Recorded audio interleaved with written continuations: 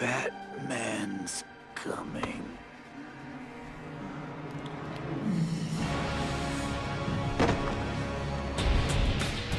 Before Rocksteady made Batman Arkham Asylum that kickstarted the Arkham game series, we had Batman Begins on PlayStation 2, Xbox, Nintendo GameCube, and Game Boy Advance. A movie tie-in game from the same year of 2005 when Batman Begins movie came out, developed by Electronic Arts and Warner Bros. Interactive Entertainment, while Vicarious Visions worked on the GBA version. Like the movie it's named after, the video game is set during the beginning of Batman's career as a crime-fighting vigilante, and expanding as well as retelling the events from the movie. As a movie tie-in game, it was also able to get most of the film's original cast to reprise their roles, such as Christian Bale as Bruce Wayne and Batman, Crane was working for you. Tell them Batman's coming. Liam Neeson as the composite character of Henry Ducard and Ra's al Ghul, You've already tempered your fists. I know you understand violence. But anger alone will not win your battles. My name is Ra's al Ghul, and for you, this is very much over. Goodbye, Wayne. Ken Watanabe as You must have the will to act, or you are not fit to lead these men into Gotham. that guy, Cillian Murphy as Scarecrow, Batman. Fascinating. Ah, Gotham's finest. Timely as always. Now, Tom Wilkinson as Carmine Falcone, Leave that superstitious crap for the bush leagues. I want to know who he's working for and how I can hurt him. I'm not gonna keep playing errand boy while that white-collar geek Crane barely lives. Mark Boone Jr. as Arnold Flash, I don't know. I swear to God. Katie Holmes as Rachel Dawes, I found the control station. They only have one train running. I think the tracks are blockaded to keep them out of Gotham. Morgan Freeman as Lucius Fox, I was nearly killed by some maniac in black pajamas. and Michael Caine as Alfred Pennyworth. I trust you found a way to slip quietly into Falcone's club, sir. Like a church mouse. Also, that Tim Booth, who got cast as Victor Zsasz, who never even uttered a word in the movie, got a chance to actually voice the character in this game. Zaz! Get away from her. Batman, they say you're not mortal. They say you can't die. How much you wanna bet I can make you wish you could? Only Gary Oldman did not come back to voice Jim Gordon. Hand that garbage, Malkowitz. If you have to shoot, shoot to wound. We're not here to kill anybody. I'll take her to the medics. What the hell is going on? What's he planning? Who's he working for? Gameplay-wise, we got to play as both Batman and Bruce Wayne in going through linear levels and beating up thugs marked green on the radar. The ones marked red, aka the ones carrying firearms, can be turned green in stealth situations by sneaking around the armed enemies and scaring them with different actions in the environment. This ain't right. What the hell was that?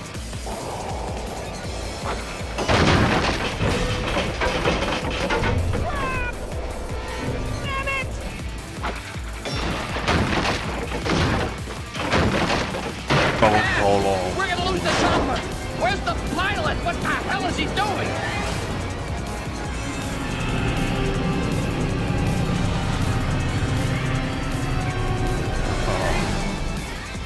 Once that has been done, Batman can then enter combat situations with punches, kicks, gas grenades, and flashbangs, as well as a special attack to fight multiple enemies at once and break their defenses. Also, Batman can use his cape for gliding short distances, while Bruce Wayne can also do a double jump to compensate. Batarangs, however, are only safe for fixed environmental targets, like breakable windows and supports of which destruction can be used to scare enemies. Other equipment that Batman has on his belt include a hacking tool to get him access to different machines, like camera systems to see hidden traps on his way. And then there is the good old faithful, the grappling gun.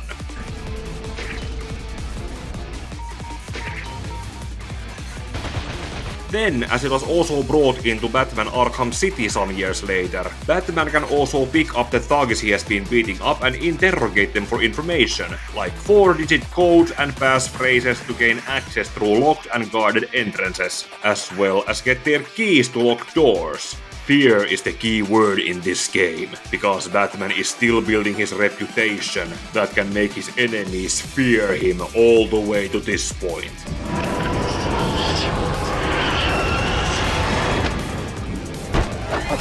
Oh, and... No, please.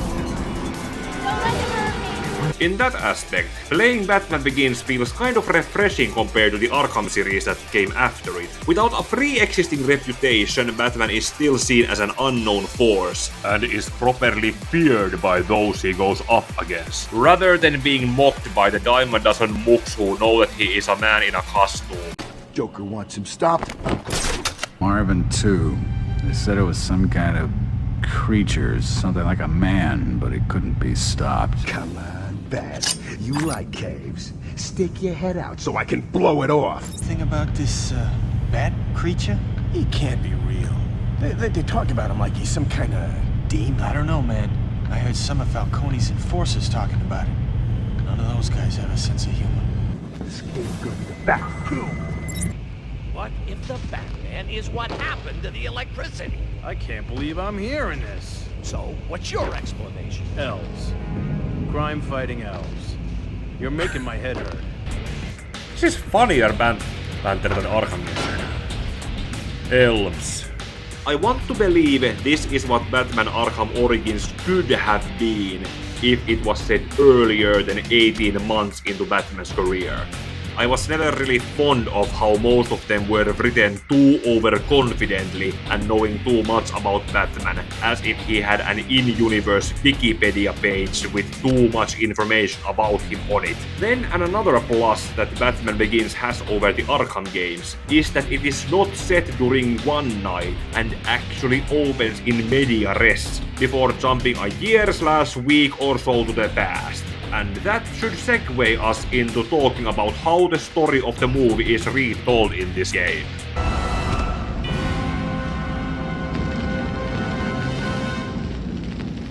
So, the game opens in media res at that point where Batman is in the Narrows hunting for Scarecrow, who ultimately gassed Batman with his fear gas, set him on fire, and threw out the window. While Batman is recovering from that experience, the game reverses back in time into Himalayas, where he is being trained as Bruce Wayne by the League of Shadows.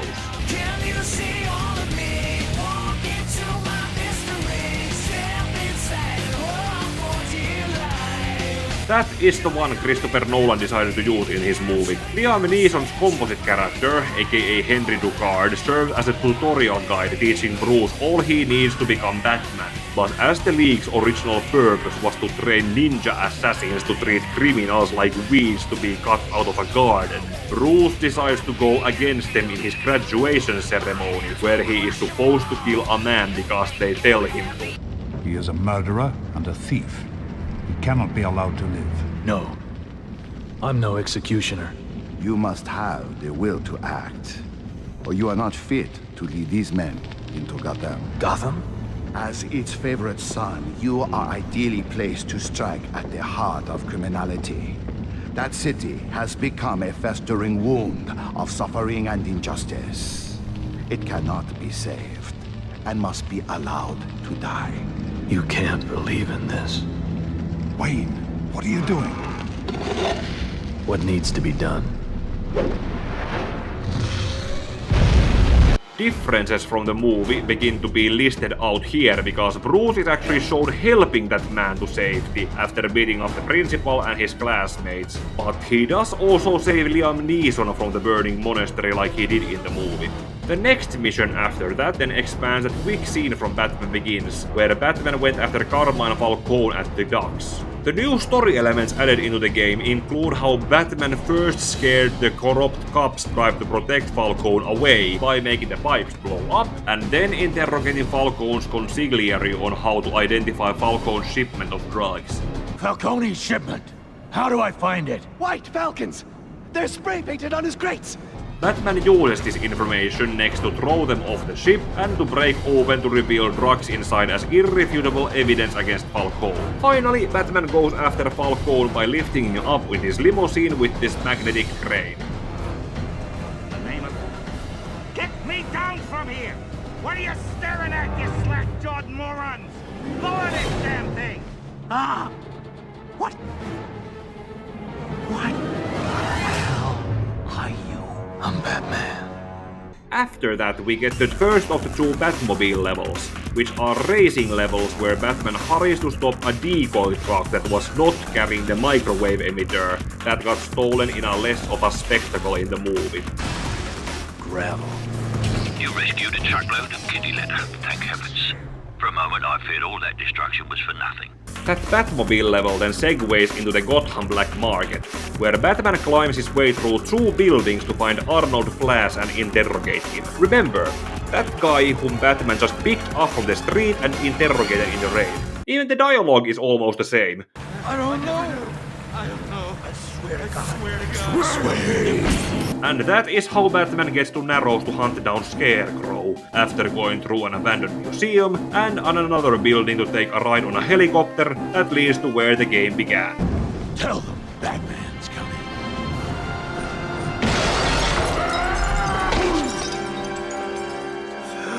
Batman's coming.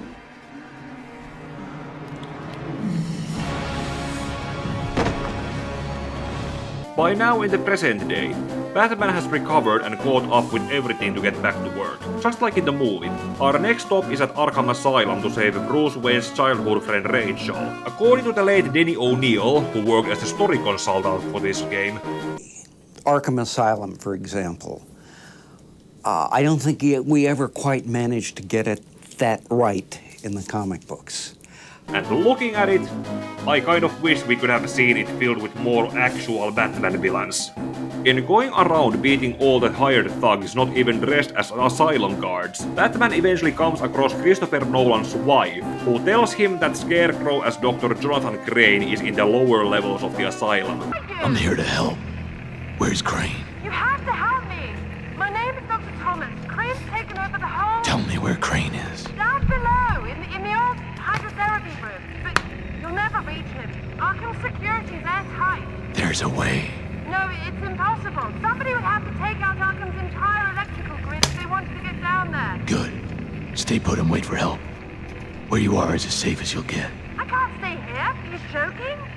I'm asking the vampire in tights if he's joking. And then she accidentally kills herself without Batman bothering to react to her death at all. What a strange creator cameo. Batman makes his way to those lower levels by taking out the electricity and beating up who he has to on his way to Rachel at Scarecrow's mercy. Eventually, after getting close enough to start a chase sequence and escaping from a trash compactor, Batman catches them all in Scarecrow's office to beat them all up as the police that Scarecrow called earlier arrive. Batman manages to separate Sergeant Gordon from the SWAT team and hand the fear gas poisoned Rachel for him to take out of the asylum. Unlike in the movie, Batman does not summon a swarm of bats to distract the SWAT teams while escaping from Arkham, and has to actually go around them in trying to get back to Gordon and Rachel. By the way, how did Gordon not see the Batmobile in what was clearly on his line of sight before Batman brought attention to it? Stay with me. I need you to be tough for me. I'll take her.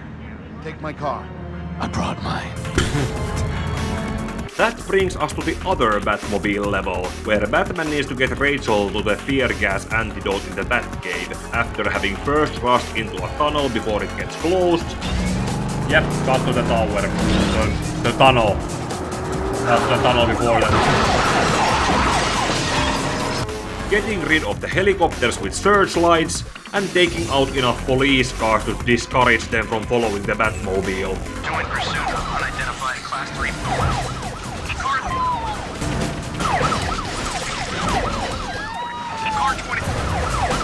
Suspect spotted 7930 in pursuit 370 en route.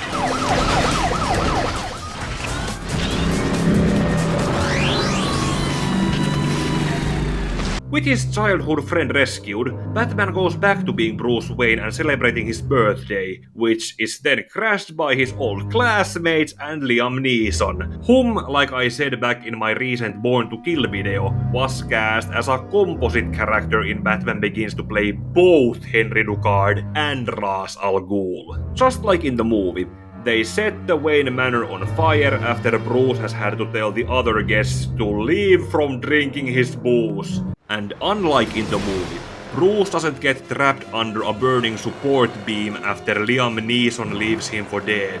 And the rest of that level is to save Lucius Fox, who didn't leave the party earlier like in the movie, from a burning kitchen, and then Bruce reunites with Alfred before going back down to the Batcave. The final levels of the game then has Batman return to Narrows to stop the League of Shadows from releasing Scarecrow's fear gas and those infected by it to the rest of Gotham. He gets the latter part done first by going after Scarecrow hanging out in the bridge controls, and then Batman has to go save Rachel again, this time from Victor Zsasz, but differently how it went in the movie. The rest of the game after that has Batman hurry to catch the train delivering the microwave emitter to the central water hub at Wayne Tower. After fighting his way through ninjas and dodging some traps, how do I disarm the explosives on the carriage doors? Batman comes across Liam Neeson in 2 fight sequences, which ends with Batman leaving him on the train before having the Batmobile blow up on the tracks and stopping the train. Alfred, detonate the Batmobile. Are you quite certain, Bob? It's our only choice. Blow it. Not to use the Batmobile to blow the tracks, but blowing up the Batmobile to destroy the tracks before the train goes past it. I wonder how that cancelled sequel game based on The Dark Knight would have gone, since Batman still had the Batmobile in it, up until it took a bazooka shot and became the Batmobile. Anyway, that is how the game ends, with the replay value being able to play through it again with different difficulty settings, and having Batman wear different Batsuits, like how I showcased on this video by having played through it in the Neil Adams drawn Batsuit from the 1970s, rather than the original black suit from the Batman Begins movie. Other options also include the blue and grey suit that Batman has been wearing since No Man's Land, and the black and grey suit from the latter half of The Dark Knight Returns. However, you need to stick to one suit per playthrough, and cannot change them as you go through with them.